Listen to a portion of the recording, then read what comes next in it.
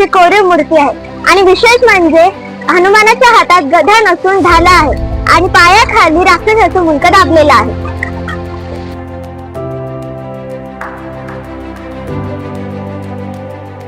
तर मित्रांनो, तुमच्यासाठी 360 व्ह्यू.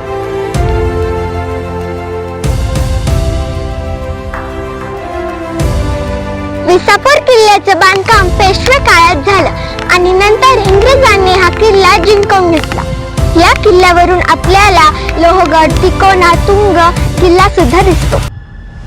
विसापूर किल्ला 1720च्या सुमारात लोहगडवर लक्ष ठेवण्यासाठी बांधण्यात आला होता.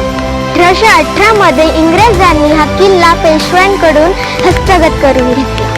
या गडाची तटबंदी एवढी मजबूत आहे कारण आपल्या मावळ्यांच्या घामातून, रक्तातून ही बनलेली आहे. गडाच्या तटबंदीसाठी लागणारा चुना या मोठ्या जात्याच्या साह्याने बारीक करायचा. या पेशवेकालीन तोफा आजही आपल्याला या गडावर चांगल्या अवस्थेत दिसतात.